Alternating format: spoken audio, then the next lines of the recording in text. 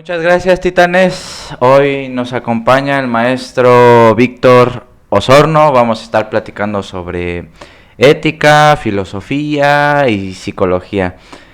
Muchas gracias por venir, profesor. No, gracias a ti por invitarme, es un gusto. Muchas gracias. Estaba recordando y pues bueno, en Facebook hemos estado interactuando, con likes y con Sí. y porque Como es la debe única ser, sí. forma, es la única forma. Pero recuerdo que cuando lo conocí fue por medio de Arturo Ujú. y y pues me entrevisté con usted. Desafortunadamente ya no seguí en el camino. Yo quería seguir ahí. Este, pero me sucedió algo que conecté con usted eh, por no sé qué cosa, pero la breve plática que tuvimos ahí me gustó y pues bueno, de ahí dije, profe, No, en sí. algún momento tendré que ir al programa, entonces gracias por aceptar y Sí. muy rápido y muy generoso y muy humilde también. No, sí. Y a disposición cuando gustes. Muchas gracias, profe. ¿Nos podría platicar un poquito sobre su contexto académico profesional? ¿Cómo se empezó a relacionar con la filosofía, la ética, cómo entró a la UB, etcétera? Ok. Bueno, pues es un pasado ya largo. Ajá. Yo llegué a la Universidad Veracruzana, a la Facultad de Filosofía en el 99. Ujú. Eh, yo soy originario de Córdoba. Entonces toda mi vida había estado ahí. Y cuando llego a Jalapa, pues me costó mucho trabajo porque además es un cambio radical de vida, ¿no? Para un estudiante que además lleva la sorpresa de que esto que escogió sin pensarlo mucho, porque eso es verdad, ¿no? A veces escogen las carreras sin pensarlo Claro. mucho, de pronto descubre la fascinación de esto que se llama filosofía. De cada uno de los autores aprendí mucho y fui disfrutando esto, que es histórico, que tiene mucho despertar de herramientas intelectuales que sirven bastante. Hay un cambio, yo siempre le digo a mis estudiantes que no se dan cuenta, no se van a dar cuenta, pero ya cuando vean su vista al pasado van a ver qué cambio tan radical se hace, ¿no? Y bueno, justamente creo que eso es una de las cosas que me enamoró de la facultad, y de la carrera, más que las posibilidades sociales y económicas que hubiera traído lo que había hecho en mí, lo que hizo en mí, y que al final valoré y he valorado siempre, ¿no? Y por eso soy muy agradecido con la facultad, con la universidad, y la respeto mucho, la quiero mucho a la facultad y a la universidad. Entonces, bueno, mi ambiente siempre fue em, pues de un ambiente obrero. Mi familia, mis padres son obreros. Yo trabajé algún tiempo en Córdoba en algunos, ¿cómo se llaman? Oficios. Sí. Oficios. El principal fue la panadería. Órale. Estuve 6 años, sí. Fue muy difícil estudiar porque justamente la cuestión económica siempre ha sido, digamos, un factor determinante. Y entiendo muchos estudiantes que a veces vienen también con eso, por eso siempre trato de animarlos, ¿no? Claro. Y y entonces por eso fue un cambio súper radical, ¿no? Yo no me esperaba, además, que después de todo lo que pasé, la universidad me diera la oportunidad de ser parte de sus filas. Y yo estoy súper orgulloso de esto, ¿no? Muy contento y mi familia también está muy orgullosa, a pesar de cualquier cosa que pueda haber ocurrido. Estar en la Universidad Veracruzana ofreciendo clases es un gran orgullo. Y bueno, aún así no he dejado de practicar ese oficio que para mí es eterno, que es hacer de vez en cuando algún pan. ¿Y sus padres siguen con la panadería No, mis padres fueron los dos galleteros. Ah, De ok. Córdoba es una zona industrial donde habían en la época de los 60 y 70 se establecieron las refresqueras, la aceitera, la galletera, y mis padres pertenecieron a ese ambiente laboral y ellos pertenecieron a la galletera muchos años. De ahí empezó esta quiebra en los 90 de muchas de esas industrias y fueron excluidos de ese trabajo y pues empezaron a ver otros rumbos, ¿no? Mi mamá al final dejó de trabajar y aunque mi mamá es muy buena cocinera y estuvo en algunos restaurantes, y porque además ella inició de joven así, me platica que a los 15 años empezó a trabajar en un restaurante.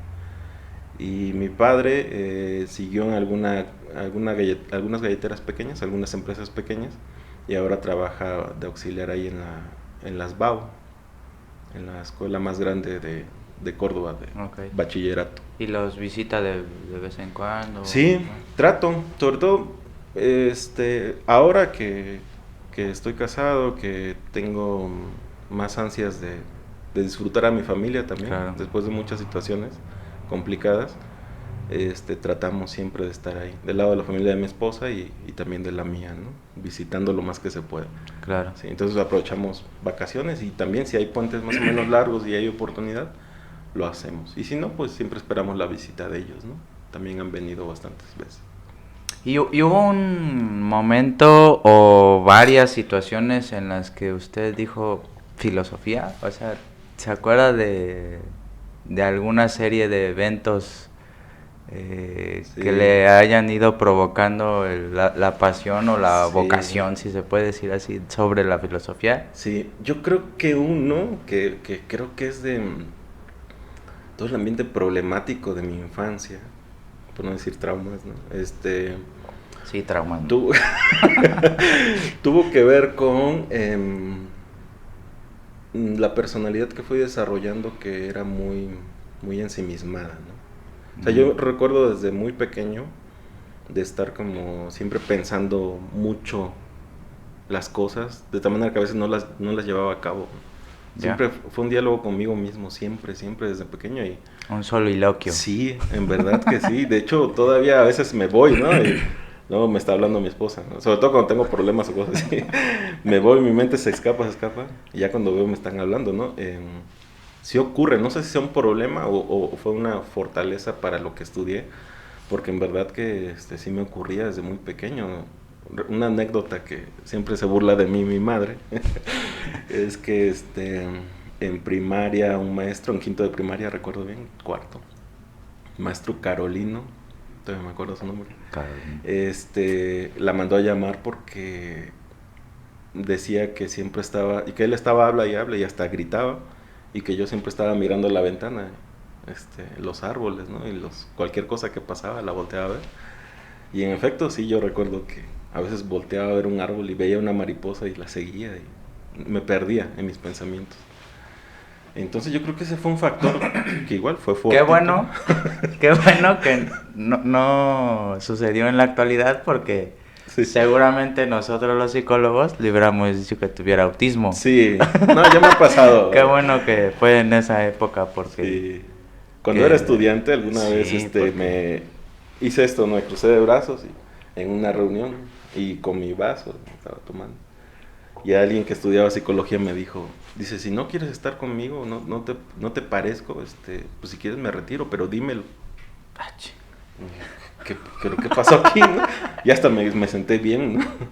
Y de pronto me empezó a explicar que esa posición que yo tenía era de negación, ¿no? Ay, cosas así extrañas. Una disculpa. No, y bueno, siempre he tenido esa interacción con personas que tienen esas ideas, ¿no?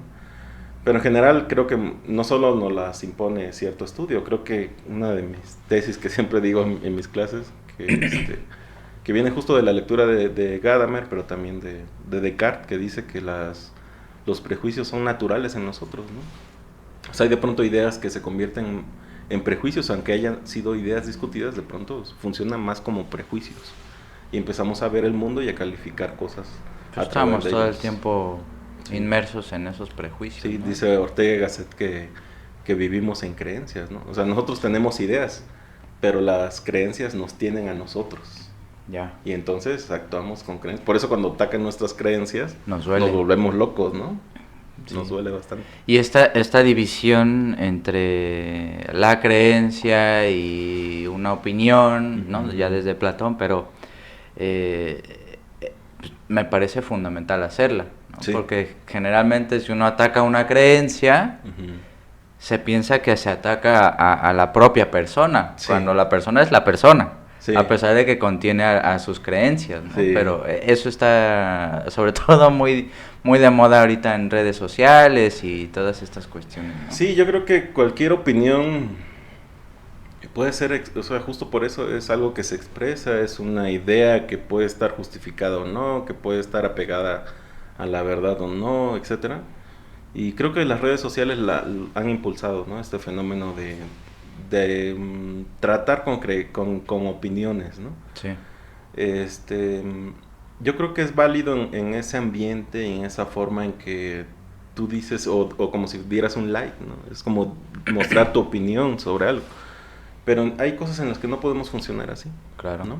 O sea, en el ambiente universitario, eh, manejarse por opiniones es uno de los grandes errores y una de las grandes causas de problemas que podamos tener. O sea, ni las autoridades, ni los académicos, ni los estudiantes tienen que acostumbrarse a hablar con opiniones, ¿no? Porque la base de todo estudio se supone que está justamente en otros estudios que provienen de grandes obras, de grandes pensadores, de grandes investigaciones fundamentadas incluso en trabajo de campo, que no te permitirían decir qué opinas, ¿no? Hay un maestro, lo recuerdo siempre mucho, el maestro Ariel, que justamente decía, ¿crees o piensas? ¿Opinas o piensas? ¿Por qué? Porque es la obligación de fundamentar lo que dices, ¿no? Claro. Cuando tú dices, estoy pensando esto, pues bueno, trato de dar argumentos. Pero si solo es opinión, pues como que te quieres desligar, ¿no? Es una forma de desligarte de los argumentos. Así veo en Facebook, ¿no? Los ataques, las percepciones sobre algún fenómeno son opiniones y pues te olvidas. Y si alguien te ataca, de pronto sí te sientes ofendido, ¿no? Justamente porque tal vez la opinión esté más cercana a la emoción de ese momento, de cómo percibes las cosas, o lo que de pronto crees, pero pues no sabes realmente, ¿no? Sí, y más si esa opinión está asociada a la emoción y esas dos cosas están asociadas a la verdad, ¿no? O sea, parece ser que lo verdadero ya en la actualidad es la opinión, Sí, porque cada uno sí. tiene la suya, y pues más si es sentimentalista. Sí. Estamos más cerca Sí. a la verdad que realmente razonar. Sí, es una bomba. Sí, Eso sí, que sí. si nosotros dejamos que la sociedad se transforme el gran mito que hemos criticado de la verdad, como Sí. posmodernos, en esto, Sí, pues estamos siendo peor que lo que estamos criticando, claro. ¿no? Y creo que ahí viene un debacle del pensamiento muy importante, en la que, como te he comentado, yo creo que se pierde, en términos de la institución de una universidad, se pierde la disciplina, ¿no? Sí. Se pierde el orden, se pierde pues la construcción de ideas, de formas de interactuar investigativa que son importantes justamente para el crecimiento en tu formación, ¿no? Llámese psicólogo, filósofo, sociólogo, ¿no? Para ya de una vez derrocar el mito, profe. El mito en el sentido de falsedad de la realidad, ¿no? Porque hay mitos que son racionales, ¿no? Y tenemos a Platón que Sí. hay mitos más oscuros que otros, pero bueno, sirve para dar Alegorías, explicaciones, sí, alegorías. Mucha gente cree que el filósofo, hablando de prejuicios, Ujú. es esta persona que se fuma un churro y empieza a hablar de cosas oscuras y con un lenguaje complicado Ujú. y que no hace nada Ujú. y que todo el tiempo está pensando en cosas que no sirven, ¿no? Ujú. Entonces me gustaría saber su opinión acerca de este prejuicio o este estigma social que hay acerca del filósofo, ¿no? No, pues seguramente los hay, ¿no? O sea, de estas cosas que se van imponiendo en la sociedad, es porque seguramente hay alguna muestra por ahí, ¿no? Pero hacerlo general justo es una incorrección del pensamiento, es una generalización y hay que mostrar el otro lado. Yo, en la mayoría llevo 10, 11 años estoy cumpliendo de dar clases en la Facultad de Filosofía. Ah, felicidades, profe. Gracias. Y hasta ahora no he visto esa imagen generalizada en la facultad. No, he visto casos que llegan con muchos problemas y en efecto pueden llegar a eso. Pero en su origen la filosofía no es pura especulación. Ni tampoco la especulación es algo ajeno al ser humano, hay que aclararlo, Claro. ¿no? Cuando hablamos de especulación, regularmente la gente asocia a la metafísica, ¿no? Sí, sí, O sí. sea, ¿por qué? Porque el sentido, más bien la traducción primera de metafísica es lo que está más allá de la física. Y entonces de ahí vienen los grandes chistes también, ¿no? De lo que hace el filósofo. Pero, Sí. en realidad, toda la filosofía es una pregunta mucho más general y a la vez mucho más profunda de las que pueden hacer las ciencias. Ya. En el sentido de que están preguntando, dice Aristóteles, no por un carácter de la naturaleza, una parte específica, sino por toda la naturaleza. Ya. Y eso tiene que ver con O sea, con mayúscula, sí, la naturaleza. sí, de hecho está así Ya. traducido en Aristóteles, la physis, y es preguntar por su origen, por qué existe tal y como existe, ¿no? Y eso es, digamos, un movimiento que históricamente se ha visto que es natural y que ocurre cuando realmente estamos en una atención, incluso que parte de nuestra propia existencia, y que lleva a la pregunta ¿por qué ocurre esto? ¿No? ¿Por qué estamos así o por qué somos así? Entonces, bueno, a mí me parece que en realidad incluso la metafísica, la obra como tal de Aristóteles, es un inicio, una búsqueda de la sabiduría. Y la sabiduría es praxis humana. Ya. Por eso la filosofía nunca está alejada de la ética, de la política y de otras cuestiones que ahora pues queremos repensar a la luz de este caos que hemos estado presentando en las sociedades, ¿no? Sí, sí, sí. Generalmente. Entonces digamos que si hay un cuestionamiento por las grandes preguntas, por la naturaleza en el sentido de Aristóteles, pero que esas preguntas no están evacuadas de una ética, de una Claro. política, ¿no? Sí. De la contingencia del mundo. Sí. ¿No? Dice Ortega, ¿quién desea o quién realmente puede vivir en el error? Oh, buena pregunta. O sea, si eso es humano, vivir en el error, entonces ¿qué hemos hecho con la historia? Porque justamente la historia es un cúmulo de preguntas sobre qué hacemos o cómo hacer las cosas mejor, Sí. pero eso no se puede responder a partir del error o de quedarse en esta situación del error. Claro. Entonces por eso siempre buscamos, al final de cuentas, aún en nuestra época tan dispersa, tan posmoderna, dicen algunos, ¿no?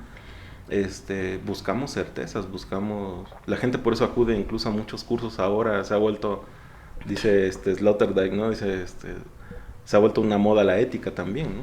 Claro. O parece el último recurso de la filosofía, pero pues tiene que ver con esta época de que todos buscamos a final de cuentas una situación que sea mejor que la que hemos pasado, buscamos controlar mejor todo lo que nos invade y en general, pues yo no sé si sea pero me parece parte de esta trama histórica de la filosofía, pues buscamos ser mejores humanos y no vamos a encontrar lo mejor en el mal o en el error, Sí. ¿no? Entonces, bueno, a mí me parece que al final de cuentas la pregunta clave de la filosofía es cómo vivir mejor como seres humanos. Una ética, una pregunta ética, ¿no? Creo que en el fondo sí. O sea, esa es mi tesis, ¿no? Mi idea de que incluso el más puedo decir metafísico, el más especulativo de los filósofos, tiene en el fondo responder cómo ser un ser humano, cómo vivir como ser humano y cómo también transformar el mundo para que esto ocurra, ¿no? Claro. Al final de cuentas, creo por eso también la política es una forma de abrir puertas a mejores condiciones para habitar el mundo. Se trata de eso, habitar el mundo, hacerlo de lo mejor posible como se supone o como muchos suponemos que un ser humano tiende a hacerlo, ¿no? Sí. Entonces, bueno, ese es el fondo, me parece, de la filosofía. Por eso sí es útil en este sentido, ¿no? Claro.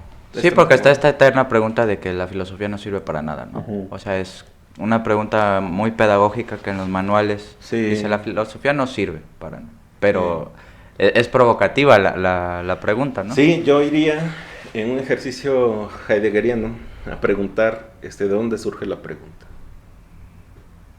O sea, tendríamos que ver desde qué situación o a partir de qué tipos de pensamiento, que claro, creo que es el dominante actualmente, desde qué tipo de pensamiento podemos decir de la utilidad o inutilidad de lo que se trata de la filosofía, que es, al final de cuentas, un ejercicio de todas las capacidades humanas para buscar lo mejor. O sea, ¿desde dónde podemos decir que eso es inútil? ¿O qué tan útil Claro, es? ¿no? claro. Eh, yo he asumido y les he dicho a mis estudiantes que muchos diagnósticos del mundo contemporáneo pues tienen razón. O sea, estamos llegando a ciertos niveles, a ciertos límites en los que estamos aceptando lo caótico, estamos aceptando que todo es lucha, que todo se confronta de términos negativos, y que porque no hay un objetivo ni una proyección de la humanidad hacia un futuro más que lo caótico, ¿no? O sea, si a alguien le preguntas sobre el futuro, seguramente va a decir que es lo apocalíptico, ¿no? Esa era esta visión que no solo viene de la Biblia, sino que lo remarca mucho lo hollywoodense, ¿no? Sí, lo distópico, Avengers sí, y toda esta cultura toda la pop, distopía, ¿no? ¿no? Sí, Es sí. en corriente de pensamiento contemporáneo que se llama poshumanismo. Justamente partimos del análisis de algunas películas que están pensando la trayectoria y la posibilidad de la tecnología, ¿no? Sí. Y de cómo emparentado con el caos ecológico, pues justamente el futuro es distópico. Ya. Hay una lógica, ¿no? Sí. Que nos lleva a eso. Y todas las películas de lo que ya no son tanta ciencia ficción, sino que anuncian más bien, en términos de esta conexión que ahora podemos hacer desde el presente al futuro, una lógica que nos va a llevar justamente al caos. Y de pronto parece que la gente asume eso, ¿no? Es que tiene su parte de seductor, ¿no? O sea, no estoy justificando, por supuesto que no, porque creo que no se puede anunciar un futuro para empezar, ¿no? Okay. Pero lo distópico ya vende más en términos de marketing, de sí, cultura de masas, de sí, la teoría de crítica de sí, pero la fíjate escuela lo de que se Frankfurt. transforma esto, a mi parecer. En tanto que el mundo se va a acabar, parece chiste o canción, pero en tanto que el mundo se va a acabar, pues aprovecha, ¿no? Claro. Consume lo que pueda, friega a quien sea, no importa. O Vive sea, el momento, vive el momento. malentendido, sí, ¿no? Ese es el asunto. Vive el presente. Somos puro presente. Y ahí justamente nos perdemos toda la gama de posibles incluso experiencias interhumanas que explicarían por qué ahora nos peleamos tanto, por qué Sí. todo el mundo nos anda pitando y nadie es tolerante a los demás, a pesar de que cada vez tenemos más leyes o más principios que hablan sobre tolerancia, sobre derechos humanos, sobre dignidad, y en general incluso a veces hasta lo ocupamos para nuestros propios caprichos, ¿no? Entonces Claro. se trata de imponer a veces en la trama de ese posible futuro en el que ya no tiene sentido nada, no tiene sentido proyectar ningún bien, pues vamos a acabarnos lo que está aquí. Yo creo que ese es uno de los principios de la ambición de muchos políticos contemporáneos, ¿no? Que voy a hacer lo que sea para dejar a mis hijos en un futuro, y ya si se acaba el mundo, pues bueno, les dejo por lo menos algo para que disfruten, ¿no? Entonces se ha perdido el disfrute de la vida en general, la idea de una posible buena vida, a este microcosmos consumista que al final nos lleva a muchos fenómenos como la indiferencia, yo le digo valemadrismo, ¿no? Sí, sí, sí. En el que solo me importo yo, si acaso mi familia, y lo demás, si ayudo a alguien, ha de ser seguramente porque todavía me digo católico, o me digo religioso, Sí, sí. o porque me obligan, o etcétera, ¿no?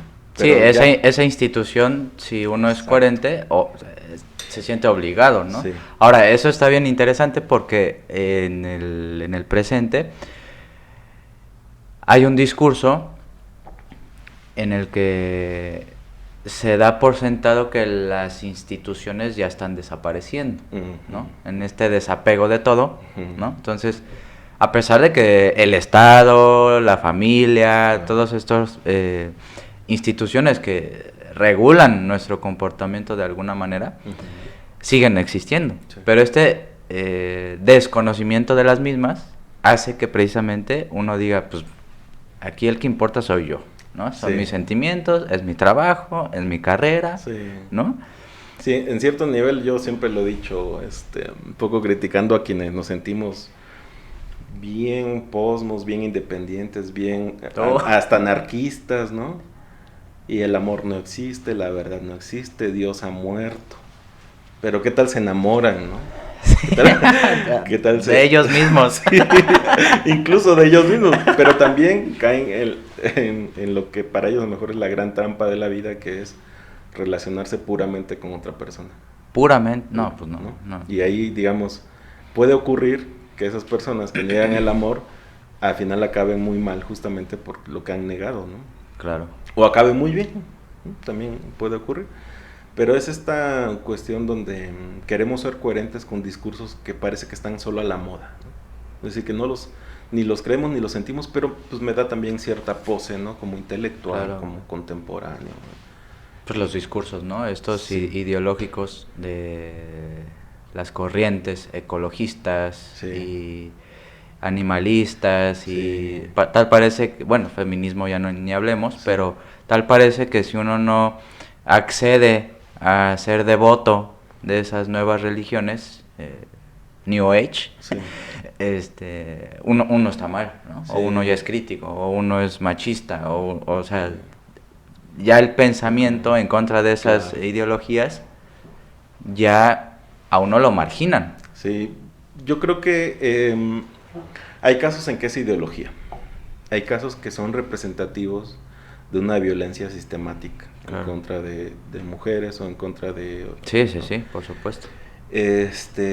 Y hay personas que lo hacen muy bien, pero hay otras justamente que sí, como hacemos muchos de nosotros, o sea, nos ganan nuestros prejuicios y de pronto metemos todos los sentimientos también ahí al fuego y Sí, explotamos en contra de quien no esté de acuerdo. Sí, sí. Yo no creo que las ideologías sean perversas cuando realmente hay una coherencia en toda la trama que constituye esa ideología y te comportas justamente a partir de ello. Porque si se trata de una defensa real de algo que consideras bueno y que históricamente ha sido una deuda, yo no criticaría absolutamente Claro. nada, ¿no? Y si la has sufrido, etcétera, qué bueno que eso ocurra, ¿no? Sí, Yo creo sí. que más bien es después, cuando esto se convierte en una ideología que se quiere imponer, Claro. o que se le da otro uso. Creo que el Claro. problema también son los usos, ¿no? Los usos. Como ocurre, por ejemplo, yo creo que los partidos políticos tendrían su línea bien marcada. A mí me hace un súper choque. Si me lo hacía el fútbol, cuando un americanista se iba a las Chivas, Ah, ¿no? claro. O las claro. Chivas al América. Ahora imagínate un partido político Sí. donde un priista Lo se encuentra uno va de al repente al panista. PRD y así. Sí, y después de ser panista se va a Morena, ¿no? Que, Sí. Que es el gran Sí, sí, sí. símbolo contemporáneo de las posibilidades políticas. Es una aberración, ¿no? Es ¿por qué? deshonestidad, justamente lo que Me hablamos. parece que tiene que ver con que ya no... Tampoco las ideologías son algo con lo cual te cases. O sea, en este entramado que te decía de la coherencia, de que respetas esa idea que guía un actuar, Claro. ¿no? un proceder, pues justamente yo creo que ni siquiera eso ocurre. O sea, en el fondo es un vacío tal que te permite estar con una bandera Sí. y estar con otra, ¿no? Como cuando tienes, no sé, una persona que se viste de diferentes marcas, suponiendo que las marcas son grandes banderas, pues así, ¿no? Te encuentras ese tipo de personas porque tal vez no les interese defender una idea. A mí me parece que eso es grave. Que eso es grave, eso Sí. por supuesto que es grave. No les interesa. Pero entonces, ¿cuál es el fondo de sus intereses políticos? Pues todo sí, todo y nada, ¿no? Y tal vez sea justamente más bien no las ideas de posibles transformaciones, de cómo pensar, ¿no? Por eso, digamos, no veo ningún político, mucho menos en estos que no saben cómo atacar ahora la imagen del presidente actual. No veo una idea concreta, un proyecto de Estado que digamos hacer esto se va a hacer así. Sí, y sí. vamos a transformar verdaderamente, no sé. Algo que pudieran incluso campechanear así a viva voz en todos sus discursos. O sea, porque creo que no hay interés de eso. Yo creo que el interés es tal vez, como lo ha mostrado históricamente muchos de los partidos políticos, muchos políticos ha sido tal vez solo eso, el dinero. Parte de esta ideología. Creo que la gran ideología es la ideología del consumo. La ideología del consumo. Uh-huh. Que, bueno, también todos estos autores como ya más contemporáneos, Bauman, Uh-huh. Lipovetsky, todos ellos hacen críticas, sí. Byung-Chul Han y todos sí, sí, exacto. muy, muy, muy interesantes Sí. y muy mordaces también, ¿no? Sí, yo no sé hasta dónde afecten, ¿no? Porque bueno, habría que divulgarlas un poco más, pero para mí me parecen cachetadas con guante blanco, incluso a aquellos que de pronto nos creemos coherentes y que estamos defendiendo lo mejor del mundo, ¿no? es tan fuerte y tan amplia la presión.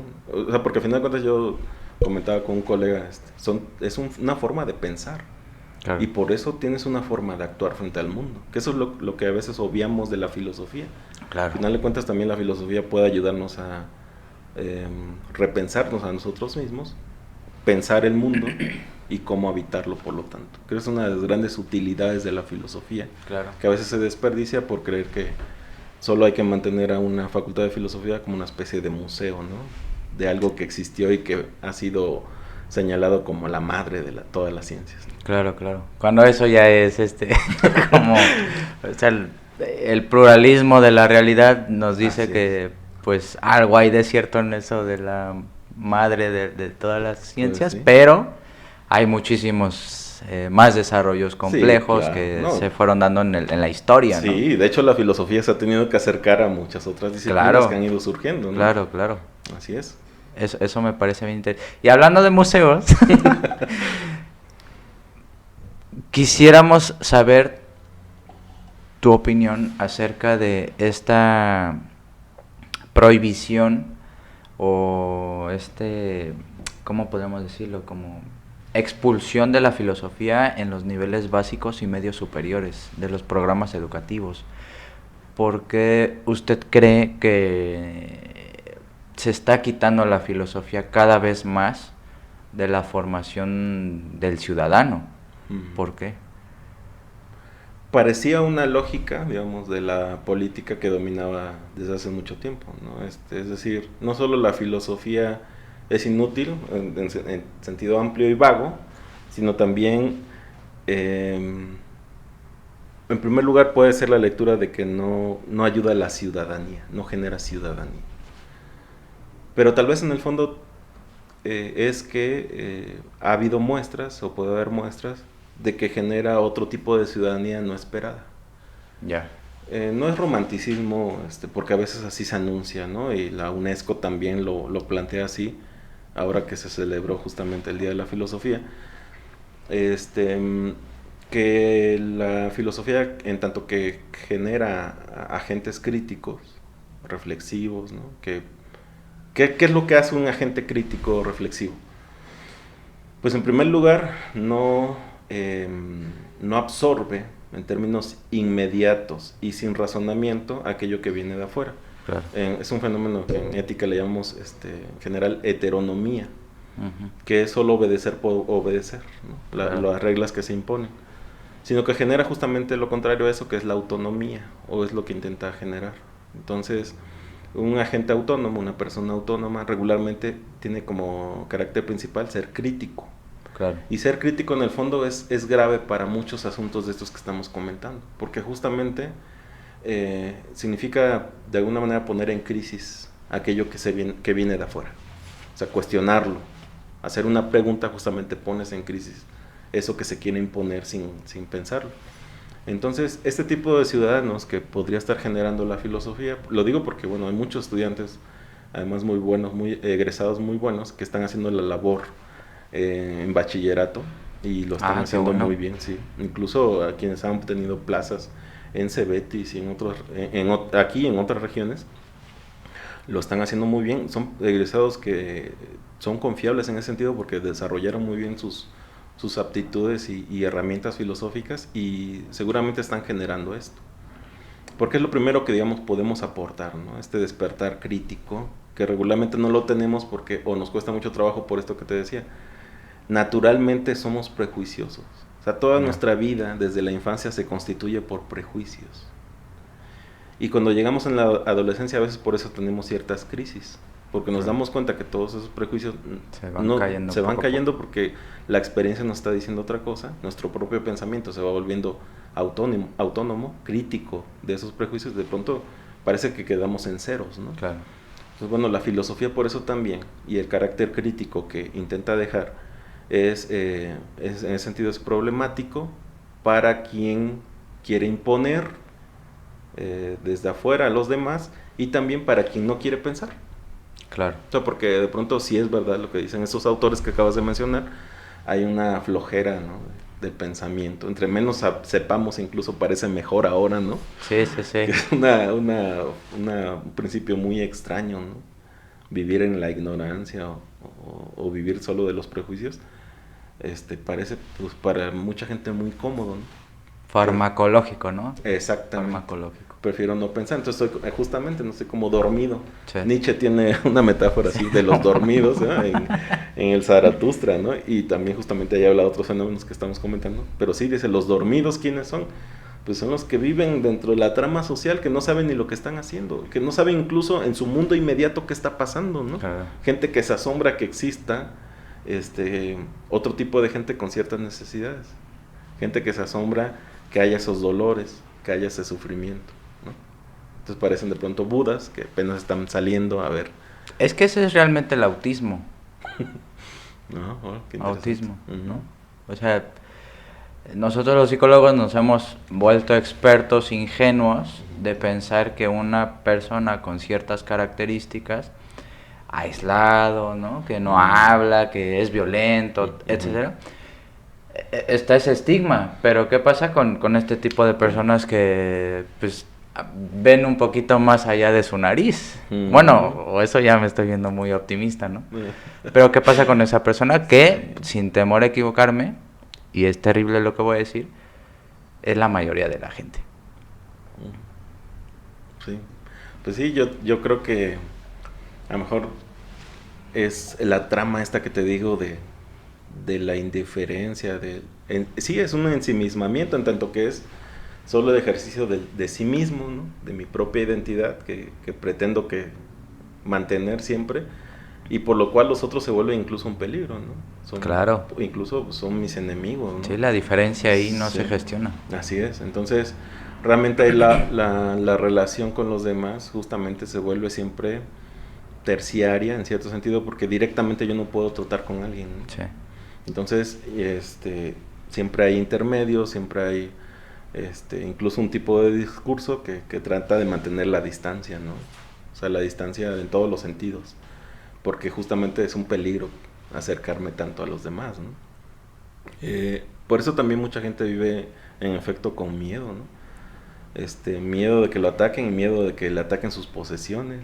Claro. Sí, sí, sí. Miedo de que no le permitan ser él mismo, ¿no? Pero nunca se entregan a experiencias concretas que los ayuden a salir de ese ensimismamiento, ¿no? Por eso también muchos son indiferentes, ¿no? Sí veo qué pasa, pero pues no me importa, ¿no? Mientras no me pase a mí. Y ahí generamos justamente dinámicas muy complicadas en la sociedad que desafortunadamente saltan a campos que no esperábamos, ¿no? Como los campos o los ambientes institucionales, ¿no?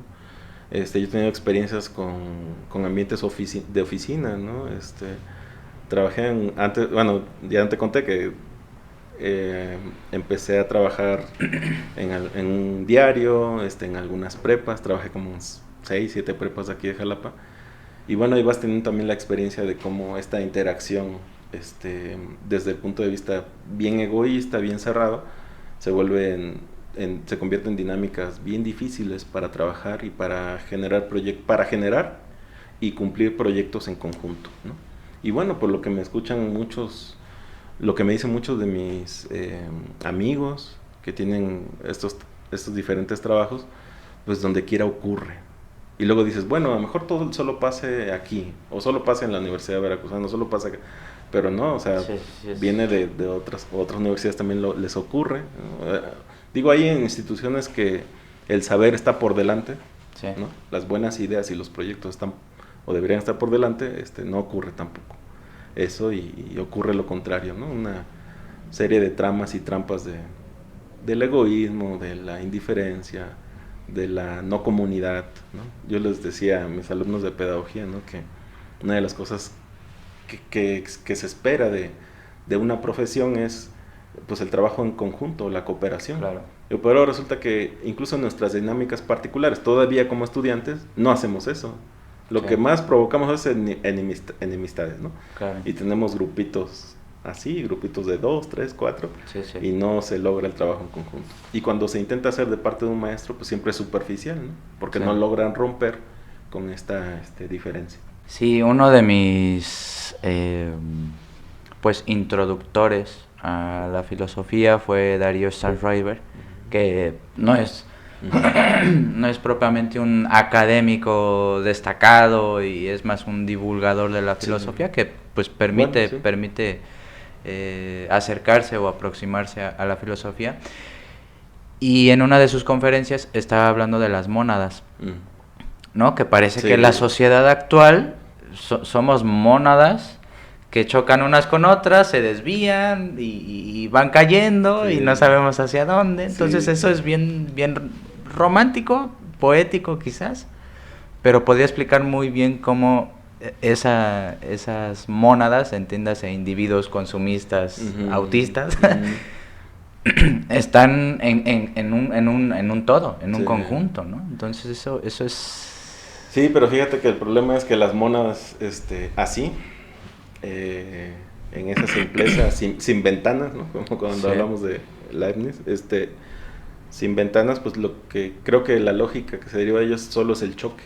Sí. Yo lo veo a veces en nuestros cochecitos, cuando andamos así en la calle, ¿no? Sí. Vamos en nuestra mónada de metal o de lámina, sí. y de pronto solo tenemos relación con los demás, o sea, porque la damos de antemano, ¿no? En el camino, ¿no? Sí. O sea, estamos relacionados ya, o sea, todos somos mónada, pero la relación se abre en términos de enfrentarse con los demás, solo en términos negativos, cuando el otro te está pitando, te está presionando, o ya te chocó, o se quiso imponer, o se pasó el alto, ¿no? Sí. O sea, muchas situaciones que en realidad generan pura negatividad. Claro. Esa es mi percepción del mundo contemporáneo en este momento, ¿no? Pura negatividad. Sí, hasta ahora, digamos, y la pandemia yo pensé que iba a ser un fenómeno que justamente porque nos lleva a una experiencia extrema. O sea, ya no, justamente como tú dices, ¿no? De proyectar un futuro, sí. sino de un presente extremo de posibilidades de desaparición, ¿no? del ser humano, y que además teníamos experiencias concretas de cómo en efecto iban desapareciendo personas, iban muriendo. Sí. Yo pensé que eso iba a desatar un ambiente más positivo en estos regresos que hemos tenido a las dinámicas sociales, y no lo veo así, no lo veo tan claro. ¿No? Sí, no sé, yo siempre pongo el ejemplo de lo que pasa en las vías públicas, y he notado que esto ocurre. Bueno, muchas situaciones no han cambiado, ¿no? O sea, veo que todo sigue, realmente sí regresamos a la normalidad, ¿no? Y la normalidad, o sea, entonces la pandemia no fue o no ha sido, creo, para muchos o para la mayoría, una verdadera enseñanza. Yo creo que no. Sí, y eso es preocupante, porque entonces, ¿qué nos va a mostrar otro camino, ¿no? O sea, ¿qué nos va a motivar a hacer otra cosa? O sea, si ni Dios lo ha hecho, para los que se creen religiosos realmente, porque incluso yo siempre le pongo ejemplo de cómo a veces los más religiosos son los que más atacan a las demás personas, claro. Son los más agresivos. También ni Dios ni la experiencia de una posible muerte, la muerte de todos. Y yo creo que si esto no ha ocurrido, pues va a ser, o sea, mi pregunta es justamente qué es lo que va a cambiar esta situación.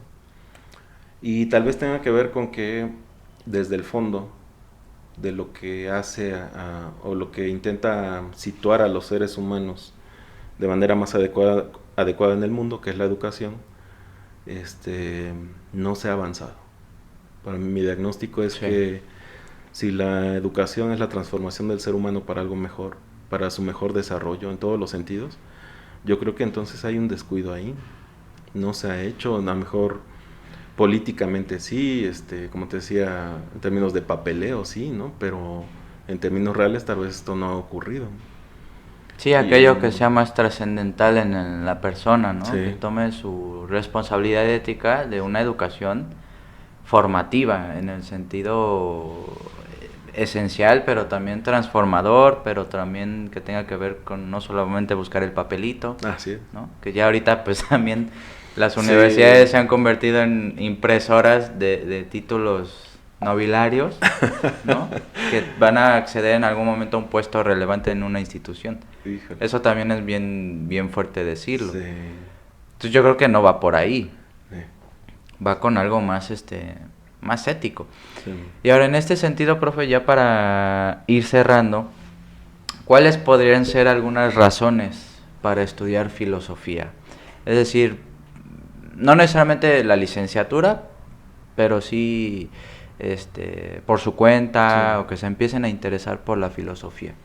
Pues es que la filosofía en sus fuentes es el esfuerzo o de los esfuerzos más extremos, porque hablamos de incluso personas solitarias completamente, que se dedicaron a pensar el mundo, a pensar la existencia y a interactuar con tradiciones, ¿no? Que ahora están al alcance de nuestra mano y que nos permiten justamente eh, desarrollar, en primer lugar, una visión diferente, apropiándose de otros autores, de otras visiones y de la historia misma del ser humano, para pensarnos en nuestra realidad y pensar en nuestro presente. Y yo creo que nos ayudan a hacer preguntas que también nos ubican justamente en cómo enfrentar ciertas situaciones. Las situaciones de soledad, las situaciones de miedo, de terror.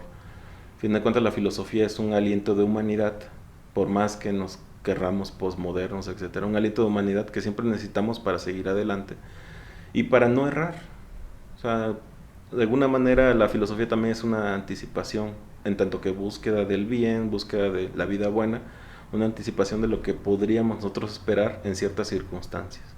Y en ese sentido nos ayudan a trabajar un poco más, en este sentido de razonar todas nuestras acciones o razonar de mejor manera lo que vamos a hacer, incluyendo el ambiente y el estado emocional. O sea, siempre estamos en un estado de ánimo, ¿no? Siempre tenemos emociones.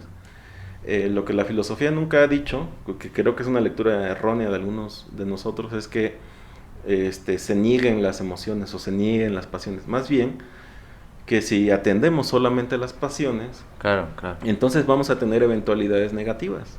Porque en las experiencias más concretas, cuando nosotros nos dejamos llevar, que hasta ofrecemos disculpas porque decimos, es que no era yo, ¿no? Ya. Justamente la idea de la filosofía y digamos, del aspecto ético que está en su núcleo, es que el ejercicio de la razón, la puesta en marcha de preguntas y respuestas que se hacen justamente como soliloquios antes de actuar, es una forma de dominar esas posibilidades negativas que las pasiones regularmente dejan. Claro. Y si se debe de hacer algo con pasión, se debe de hacer algo bien, algo bueno, algo fructífero, ¿no? Pero hacer el mal con pasión, digamos, eso hacia dónde nos dirige. Una idea que comentábamos en clases justamente, ¿no? Aristóteles dice, así como el gobierno, la política es el gobierno de los muchos, ¿no? La polis, la ética es el gobierno de sí mismo, ¿no?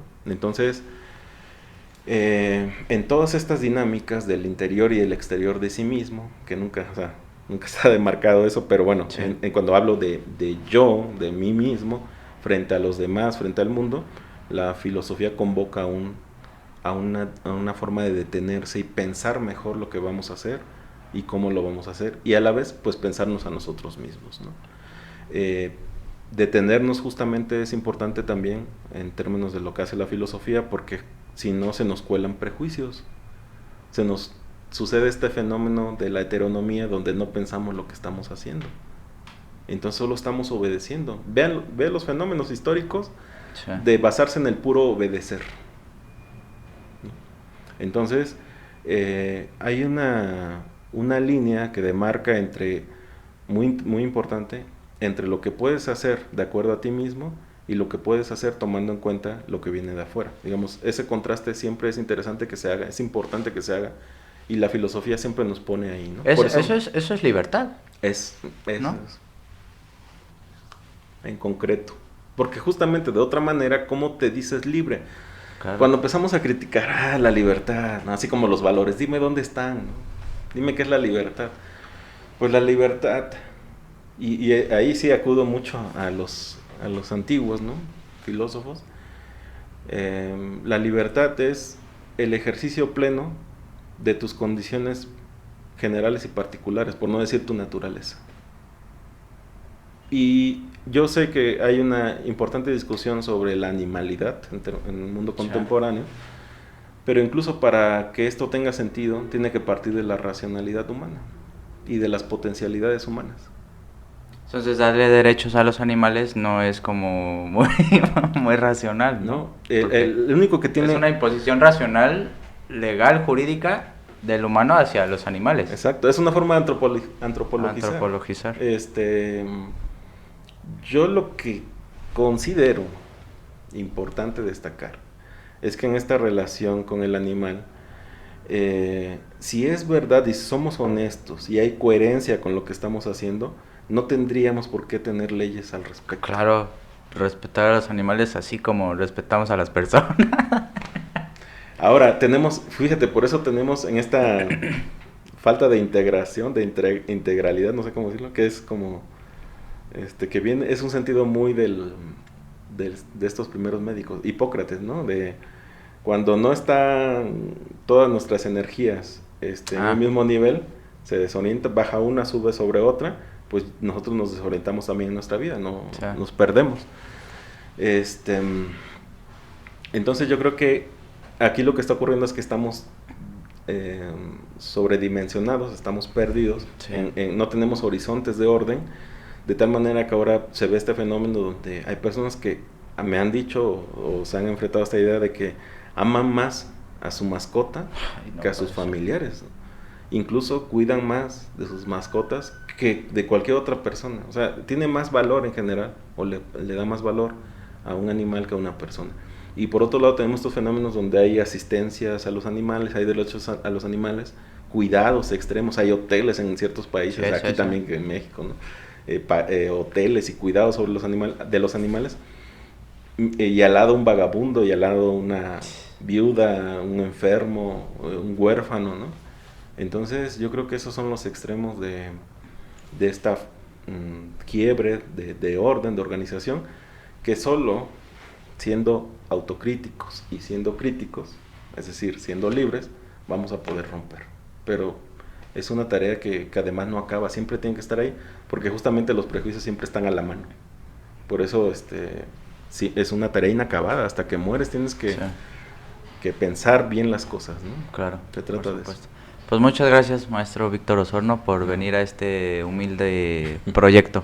No, muchas gracias, y cuando quieras. Estoy muy contento de Cuando usted quiera venir aquí a filosofar y a tirar, ya sabrá qué. Aquí tiene su casa. Bien, ponemos un tema para la próxima. Sí, ¿Va? me dice, lo preparo más o menos, Perfecto. me empapo sobre él y ya podemos establecer un diálogo racional, ¿no? Bien, con mucho gusto. Muchas gracias, profe. Gracias, Titanes. Les recordamos que diario se sube un capítulo a Spotify en donde hago lecturas del libro de Sánchez Vázquez de Filosofía de la Praxis. Ahorita que estamos analizando ese libro, nos vemos muy pronto. Gracias, profe, por venir de nuevo. Yo muy contento. Su tiempo.